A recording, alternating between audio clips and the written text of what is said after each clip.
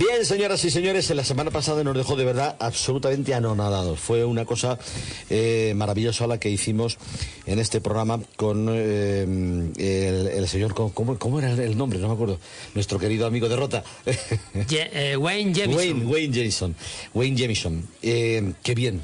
Qué bien. Sí, era muy curioso las historias y claro, cuando uno se mete en el mundo de los espías y más en España, que no ha sido un mundo muy trillado, porque bueno... No se ha hablado de ello nunca. No, la verdad que no. Mira que el campo de Gibraltar fue el centro del espionaje y del contraespionaje de la Segunda Guerra Mundial. Pues fíjate, estuvieron los mejores. Fíjate, teníamos aquí la flor y nata del espionaje, contraespionaje y recontracorcholis, que se manejaba todo, y sin embargo nunca se ha, no sé, un tabú. Pero bueno, para eso estamos nosotros, por supuesto, para sacarlo. ¿Y quién somos nosotros? Pues un servidor que estoy todos los días, que soy pesado, pero tengo el placer, el orgullo de tener conmigo al teniente coronel Norberto Ruiz Lima. Como siempre, un placer, Norberto. Muchas gracias, yo encantado de estar por aquí. Sí, Norberto, que aparte de ser periodista, es filólogo y además, pues obviamente, teniente coronel del Ejército de Tierra, que tiene lo suyo, que un día nos tiene que contar sus avatares por tierras extranjeras con el Ejército, que eso tiene su miga. Bueno, todos tenemos una historia que contar, pero yo prefiero contar las de los otros. ¿No has escrito nunca en las memorias? O las vivencias, no, pero se está preparando. Estoy haciendo un libro de relatos, me gusta mucho el relato corto, lo que pasa que el relato corto es muy difícil, ¿no? Como decía William Faulkner, cuando uno quiere ser escritor, lo primero que hace es la poesía. Cuando se da cuenta que no puede hacer poesía, hace relato corto. Y cuando ya no puede hacer ni poesía ni relato corto porque ve que escribir es muy difícil, pues escribe una novela. A ver, pero sería bonito escribir las memorias, por lo menos las vivencias, porque las memorias, cuando dice uno las memorias, se parece que se ha muerto ya, o se va a morir, o está ya muy mayor, o algo pasa. No. Siempre pienso que no creo en las autobiografías, no creo en ellas, porque nadie escribe con sinceridad sobre sí mismo, porque es impensable que uno piense, descubra las luces y las sombras. Pondrá las luces, que las magnificará, y alguna sombra para darle visorrealidad a la autobiografía, pero que estarán completamente disminuidas. Yo creo que la autobiografía no existe. Y la biografía tampoco, porque suelen ser casi todas pagadas. No te fíes de nada de eso. No, pues yo lo haría absolutamente altruista, gratis, porque sería un alto honor el poder escribir las memorias de una persona y de esas vivencias de una persona que ha estado ahí, en todo, nunca mejor dicho, la boca del volcán de todos los conflictos bélicos, y así que es digno de mencionar. Lo puedo escribir, yo voy y empiezo a preguntar y para sacar cosas y escribimos esto. Tenemos una persona hoy invitada y resulta que es otra de las personas de excepción que yo, evidentemente, por deferencia, quiero que la presente Norberto, y es otra de las grandes personalidades del mundo de las letras, que bien merece la pena que contemos con él, por supuesto, y saludarle con muchísimo cariño y respeto. Pues sí, hoy tenemos nada más y nada menos que a un escritor que lo primero de todo es amigo mío, porque bueno, me suelo tender a rodear de grandes escritores. Fernando Martínez Laínez él es periodista, fue enviado y corresponsal de la agencia EFE en la Unión Soviética y en Cuba durante la Guerra Fría. Sí que tiene vivencias. Creó, yo creo que la novela de espionaje, la primera que salió a la luz, fue suya. Luego creó el Club Le Carré, donde también hablan de espías, y luego la novela histórica, que para nosotros, y yo como militar, es muy importante.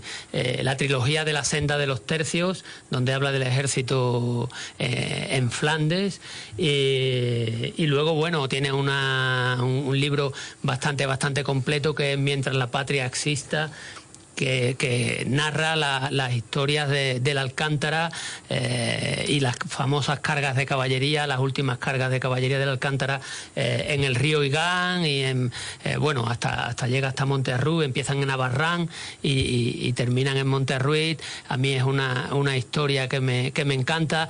El problema que, gracias a Dios, están saliendo escritores como Fernando Martínez Laínez que están escribiendo sobre ello, pero siempre he pensado que nos hacen falta poetas, ¿no? Como Tennyson, con la famosa carga de la Alcántara, la famosa carga, la última carga de la Brigada Ligera, ¿no?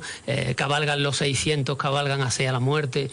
Eso nos hace falta porque también eran poco más de 600 los jinetes de la Alcántara y casi todos murieron defendiendo a sus compañeros, claro. Hablando de defender, creo que, no sé si me equivoco, creo que hoy es el día donde se instauró, se empezó a funcionar, y muy bien, la Legión. Sí, hoy es el día, el 101 aniversario, de la Legión. Yo he trabajado con ellos mucho, concretamente en Mali trabajé hace poquito con ellos y bueno, siempre me parecen unos soldados excepcionales, teniendo en cuenta que los soldados españoles son todos excepcionales, allá donde van tienen una empatía increíble, la gente lo quiere un montón, sin saber hablar una palabra de bambara, cuando te das cuenta están hablando con ellos y dices, ¿qué demonios, por no decir otra palabra, qué demonios les estarán contando que están esta gente riendo y no se entienden entre ellos? La verdad que sí, los legionarios están hechos una pasta especial y yo también los felicito desde aquí por su 101 aniversario de la Fundación. Sí, señor, pues enhorabuena por ese mantenimiento de la Legión, que yo creo que es necesaria, como todos los cuerpos de élite de este país, que tenemos grandes cuerpos de élite. Saludamos ya a nuestro querido amigo Fernando, y con todo el cariño del mundo, Fernando Martínez Laínez. Fernando, buenas tardes. Muy buenas tardes. Te quiere mucho Norberto. Sí, somos buenos amigos y él además es un gran profesional, profesional de la milicia. Es cierto, sí, señor. Un gran y escritor, que escribe muy bien. Y escritor, sí, señor. No hay que olvidar. Y otra cosa, pero yo creo que le da vergüenza sacar un libro de poemas. Pues él hace unos poemas muy bonitos. Bueno, no creo yo que llegue a tanto, y tampoco me considero escritor. Escritor es Fernando sí es escritor y lo ha demostrado, y desde luego yo estoy encantado de que esté aquí, de poder hablar de todos sus libros, y empezaría yo por Espías del Imperio, que fue un libro que me gustó muchísimo y donde habla de los servicios secretos y del espionaje y contraespionaje en el siglo XVI y XVII, durante el Imperio. Entonces lo primero es preguntarle a Fernando que qué le impulsó a hablar de ese tema que estaba, digamos, tan escondido en la literatura española, ¿no? El espionaje en esa época. Sí, pues yo creo que tuvo que ver con el ninguneo generalizado que existe hacia España en muchos aspectos, vinculado a la leyenda negra. Entonces, bueno, al repasar las historias estas, en muchos casos magníficas, ¿no?, de asuntos de inteligencia de aquellos siglos XVI y XVII, porque la inteligencia no nace ahora. En España tuvo su apogeo, como sabéis, lógicamente, en los siglos en que política y militarmente pues éramos una gran potencia. Entonces, bueno, al repasar esto, comprobé que realmente aquí en la mayoría de los autores, estos sobre todo anglosajones y tal, que hablan de sus hazañas del espionaje y tal, pues apenas se menciona a España para nada, ¿no? Pero bueno, pues eso me parecía una gran injusticia histórica, y empecé a bucear un poco más en el tema, y claro, bueno, pues salen asuntos de espionaje vinculados a España en aquella época interesantísimos, y bueno, yo lo que hice fue un poco entrar ahí en ese campo y sacar a la luz pues esto que estamos diciendo, asuntos vinculados al espionaje del apogeo hispano, que son prácticamente en muchos casos casi desconocidos, ¿no? Fernando, tú en cierta ocasión dijiste en una entrevista que la leyenda negra antiespañola es un martillo que nos sigue golpeando. ¿Esto es cierto? Sí, yo creo que sí. ¿Y a qué se debe? Eso es de que Bueno, pues eso la verdad es que resultaría interesante debatir. Creo que se da en el fondo a un fracaso de proyecto histórico en el cual, bueno, pues nos enfrentamos a las grandes potencias, a una serie de potencias que además esas potencias pues tuvieron la habilidad en su momento de utilizar el arma de la propaganda de una manera pues muy diestra, digamos, ¿no? Muy incisiva y muy tenaz.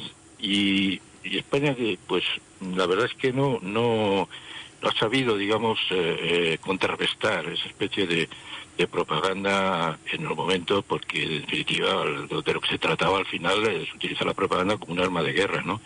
Y en esa especie, digamos, en esa especie de guerra global que de alguna manera libró ideológicamente España contra una serie de potencias, pues bueno, pues la verdad es que ganaron en muchos aspectos, pues fuimos derrotados, ¿no?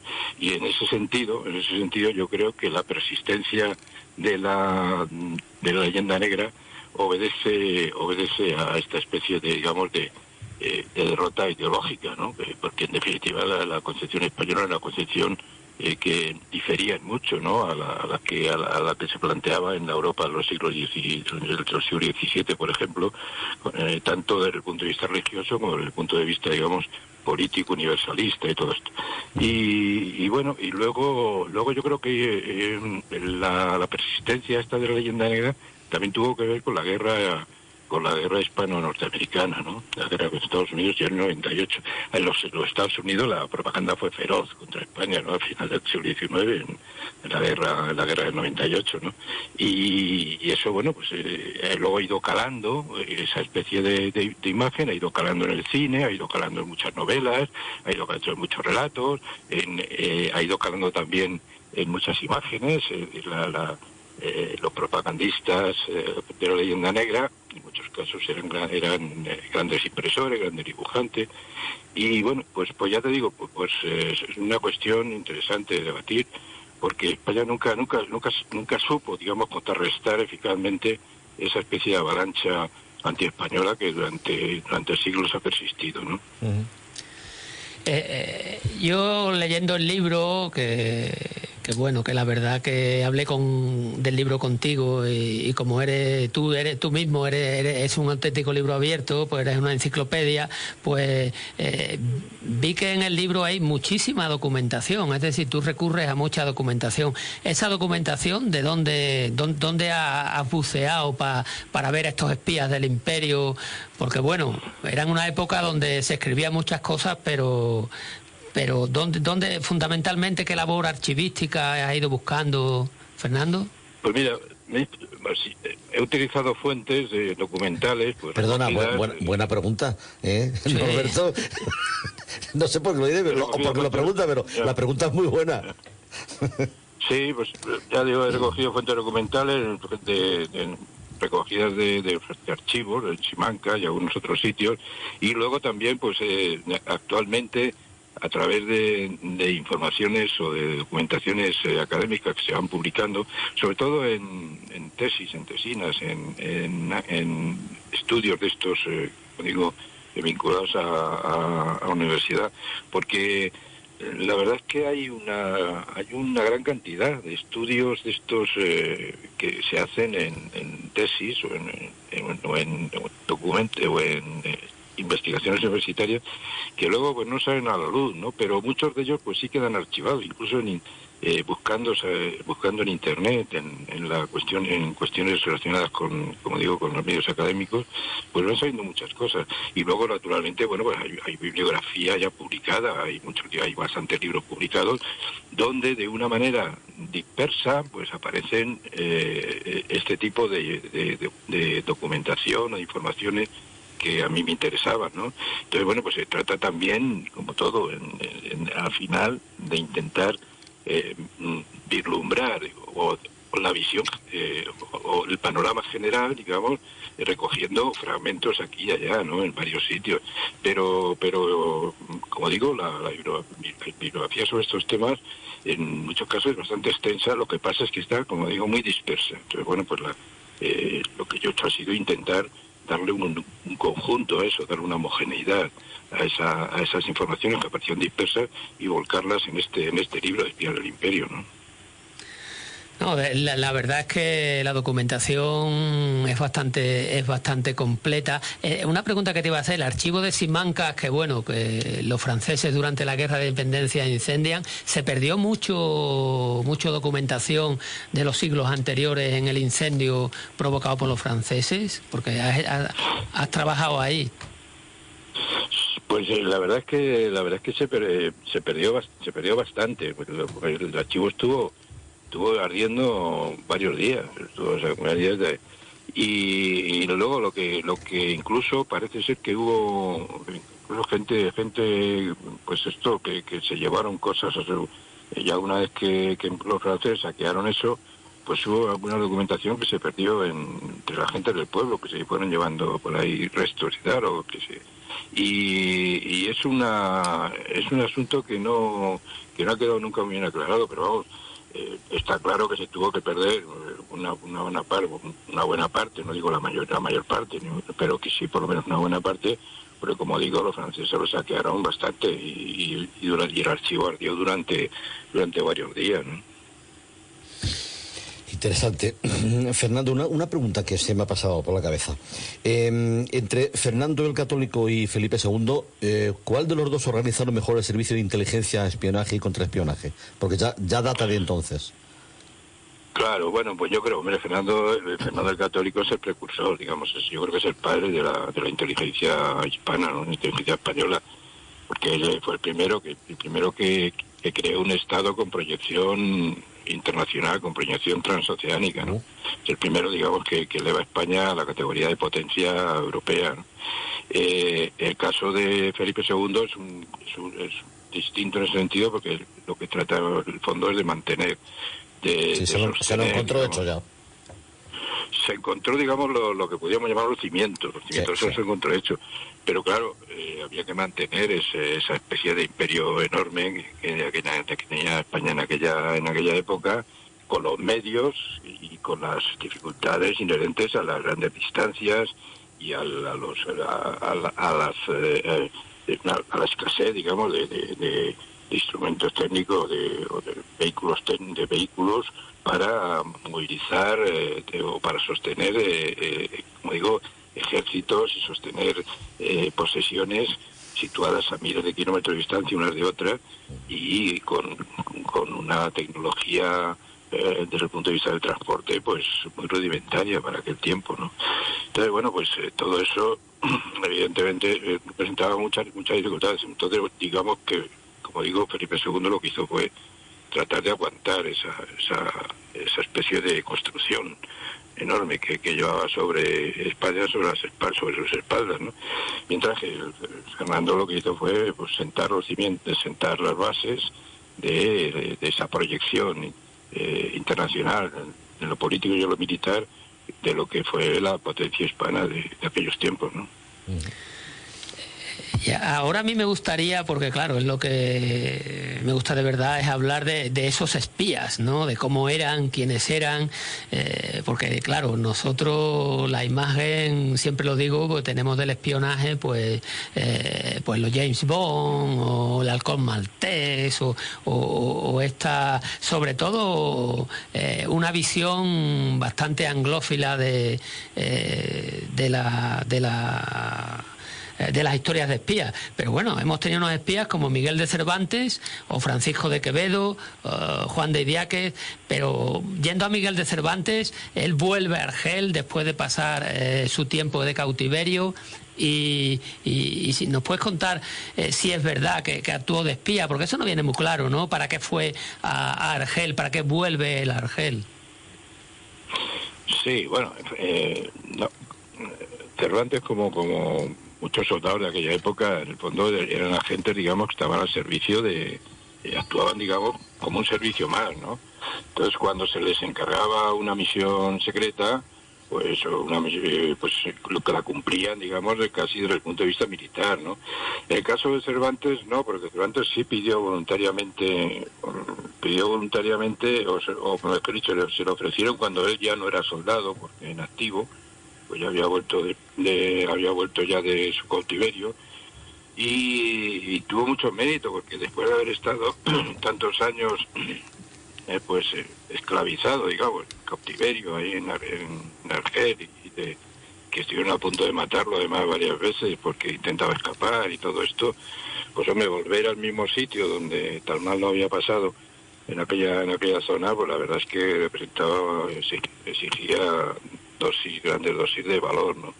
Y bueno, pues eso es lo que cumplió Cervantes. El motivo tenía que ver pues el enfrentamiento con la armada, con el Imperio Otomano, con la escuadra otomana, que era muy poderosa en aquel tiempo, y en un momento determinado, pues a Cervantes lo envían a las proximidades de Argel a indagar, a ver si la escuadra esta que venía de Turquía,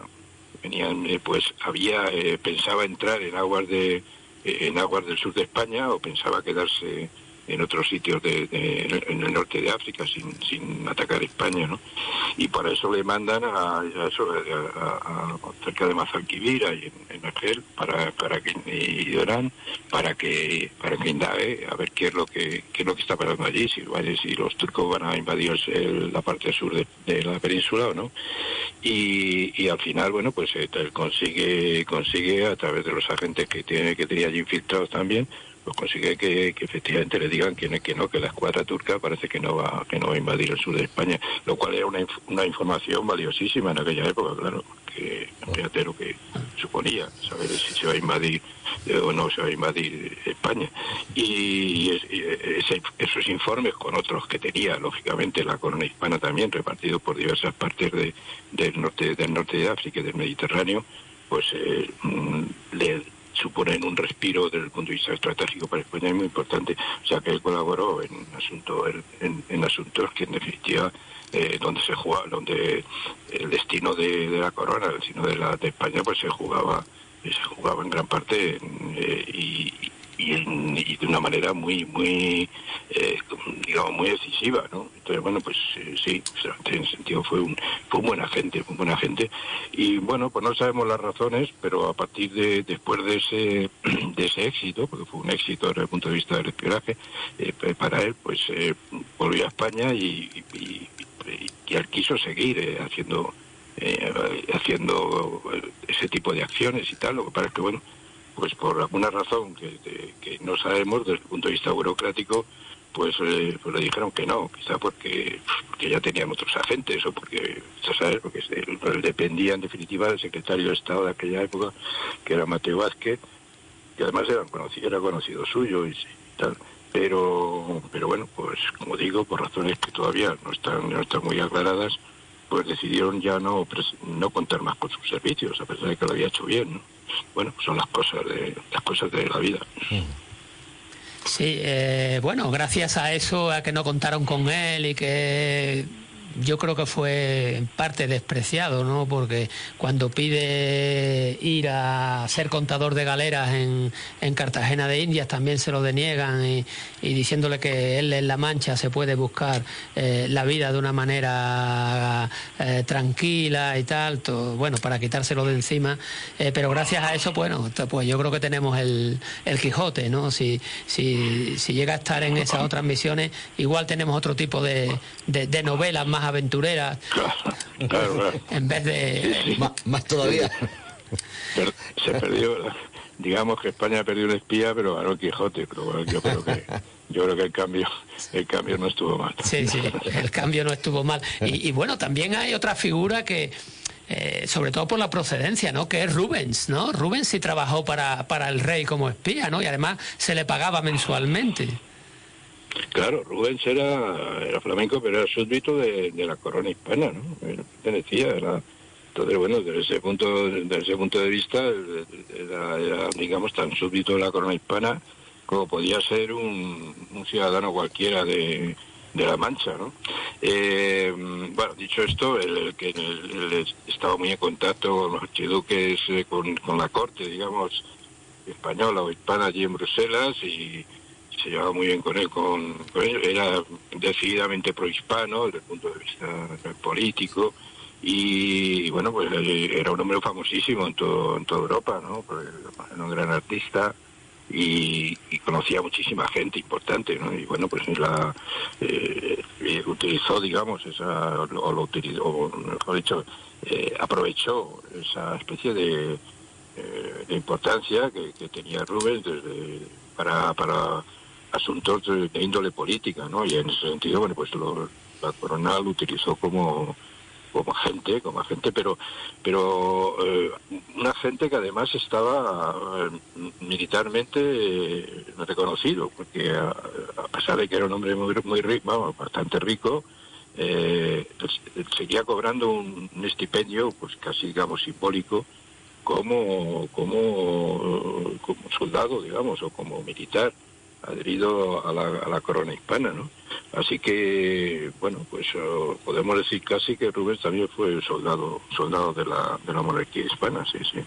Oh, interesante, la verdad es que muy interesante. Oye, una pregunta que me corre a mí. En España siempre había una cierta inquietud por saber lo que ocurría muy lejos, a muchos kilómetros de distancia de aquí, como por ejemplo en Filipinas, que ya fue colonia española, o en el Tíbet, o por ejemplo en Extremo Oriente, o incluso en Japón. ¿Qué tal porcentaje de espías había allí, o cómo se fraguaba aquello para que España pudiese tener tanto poder en aquella zona? Bueno, vamos a ver, en algunos casos actuaban misioneros, en sitios así remotos, que no es que fueran, digamos, realmente, que eran, digamos, más bien agentes de la corona o súbditos de la corona, y bueno, pues cuando ellos desarrollaban una serie de actividades en sitios remotos y pasaban informes. En España, una de las características de la España de aquella época es que todo se apuntaba, todo se anotaba, todo se quedaba más o menos, las famosas relaciones estas quedaban ahí para la posteridad, ¿no? Y bueno, pues quiero decir, un misionero, por ejemplo, que hubiera estado eso en regiones remotas como el Tíbet o como el norte de la India, tal, pues escribía su relación, que luego lógicamente pasaba por varias manos, por varios filtros, llegaba a España, pues no sé, a lo mejor varios años después, pero eso quedaba ahí, quedaba archivado, y bueno, pues era una especie de archivo permanente del que disponía la corona, disponía el gobierno para utilizarlo si llegaba el caso, ¿no? Llegaba el momento. Y luego también había otra característica, y es que, bueno, en el servicio de inteligencia de la corona, pues estimulaban mucho a la gente para que en sitios estos también muy apartados, como podía ser América y tal, estimulaban mucho a la gente para que informara. Entonces cualquier español o cualquier ciudadano vinculado a España de aquella época, cualquier persona, pues podía enviar, se le pedía, vamos, que enviara las cosas que le parecían que podían ser de interés, ¿no? Ser de interés en beneficio, digamos, general del gobierno español, ¿no? Y entonces había incluso gente que escribía, pues, o que enviaba informes de sitios muy apartados, de sitios remotos, que llegaban a España, pues como digo, a veces muchísimos meses y años después, pues de gente que se interesaba en ese tipo de historias y que constituía una especie, digamos, de avanzadilla casi de informaciones, de inteligencia por ahí dispersa, que en muchos casos pues el Consejo de Estado y el Consejo de Guerra pues llegaba a utilizar para la toma de decisiones, ¿no? Así que bueno, quiero decir que había un cierto, digamos, espionaje espontáneo, ¿no? Desde el punto de vista de la gente que vinculada a España, que vivía en sitios muy apartados, ¿no? Y que bueno, pues que esa especie de información, por un medio u otro, pues terminaba llegando a España, terminaba llegando a Madrid. En muchos casos, pues a lo mejor no era utilizado, no servía para nada, pero en otros casos sí suponía una relación interesante, y a lo mejor pues varios años después se utilizaba para otra cosa, ¿no? Yeah. O sea que, claro, había ojos y oídos, digamos, repartidos por todo el imperio, para entenderlo. La verdad es que yo me imagino que estos espías que estaban en todos lados se la jugaban, ¿no? el caso de Jorge Juan en Londres. Pero bueno, nos imaginamos que, vale, no hay ningún tipo de máquina enigma, entonces en aquella época lo hacen escrito, pero había auténticas especialistas en encriptado de mensajes en España, ¿no? Sobre todo encriptado y desencriptado. Hombre, sí, España tenía, además Felipe II parece que estaba bastante interesado en ese tipo de temas. Él era un forofo, digamos, de la encriptación y la desencriptación. Y bueno, y luego España contó con gente ahí muy importante en los sistemas de cifrado, como el más famoso de todos ellos fue, pues era el genio del cifrado, fue Luis Valles de la Cerda, de Cuenca, y era un genio en el cifrado, hasta el punto de que, bueno, pues era capaz de descifrar, fue capaz de descifrar cartas que enviaba la reina Isabel de Inglaterra a Turquía para buscar una alianza contra España. Pues las cartas esas fueron interceptadas, y sin conocer la cifra, pues Luis Valle de la Cerda fue capaz de descifrarla, ¿no? O sea que y luego, bueno, con él había una escuela también de gente alrededor de él, en muchos casos, como digo, vinculados al propio Felipe II, que era muy aficionado a estos temas. Sí, no, bueno, pues España también con eso fue un precursora, ¿no?, de esos sistemas estos. Y luego otros países también, en otros países surgieron, digamos, figuras también muy destacadas en este campo, en Italia y en Francia, ¿no? Pero bueno, España no estaba a la zaga tampoco en ese sentido. Hay una cosa curiosa de los correos, porque claro, los correos, yo tengo siempre la imagen del Pony Express en el lejano oeste, ¿no? Pero los correos no que fueran correos del zar, pero los correos del emperador se tenían que jugar la vida de un lado a otro. Y hay una familia alemana que se llama Tassi, que exactamente no sé qué porque ellos son los que se hacen con digamos, con el monopolio de los correos en Centro Europa. Sí, no, el servicio de correos que funcionaba muy bien en aquella época en España, bueno, era el más adelantado de su tiempo también. Pues era una contrata que tenía la corona, digamos, con el Estado español, para entendernos, una contrata que tenía con una familia que se llamaba los Tassis, que esta gente procedía de Centro Europa, y de ahí viene además la palabra taxi, porque ellos prácticamente monopolizaban gran parte del correo europeo en esa época, ¿no? Así que bueno, sí, la verdad es que era un trabajo muy peligroso. El correo normal en muchos casos se utilizaba pues para cuestiones confidenciales, cuestiones privadas y tal, y entonces en muchos casos pues se violaba el correo pues para no sé, cuando se pensaba que podía proporcionar información valiosa desde el punto de vista del espionaje, pues entonces se utilizaban también, aparte de los correos oficiales, que es esta red de la que estamos hablando, que eran correos normales. Luego había correos clandestinos, y esos correos clandestinos pues en muchos casos era muy arriesgado, porque era el caso, por ejemplo, de Flandes, cuando había que establecer las comunicaciones con España, pues había que atravesar, por ejemplo, toda Francia, ¿no? Y entonces, bueno, pues había agentes de la contrainteligencia francesa, por ejemplo, lo que hacían sencillamente era matar al correo y quedarse con el correo y tal, ¿no? Entonces había que utilizar pues auténticas tretas, ¿no? Y éramos geniales. Oye, perdón, antes de que te despida, Norberto, te voy a hacer una pregunta muy rápida. Norberto, también tú sí lo sabes. ¿En España tenemos esos espías ahora tan efectivos como los de entonces? Respóndeme sí o no, rápido. Te dices a Norberto, ¿no? Sí, a los dos se lo pregunto. ¿Tenemos ahora espías tan interesantes como había antes en España o ya no tenemos espías? Yo, en mi caso, no lo sé. Tendría que decir que no lo sé.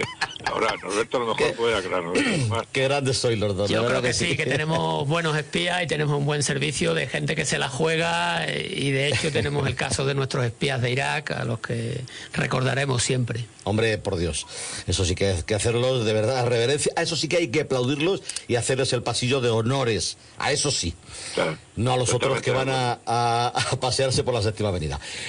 Oye, hay que despedirle, qué pena, pero tiene que volver otro día, por Claro que favor, sí. por favor, Fernando. Yo lo emplazo, Claro, y si claro. Fernando quiere, desde luego que sí, y aparte sé que está con otro proyecto, con temas de ejército, que me gusta mucho y que seguramente les gustará a los Bueno, y oyentes. una novela de espías que acaba de reeditarse. Vía Pues, Y la novela de espía, ahí estamos. Fernando, perdona, ¿cuándo podemos contar contigo otra vez? Que Norberto te lo diga y estás aquí.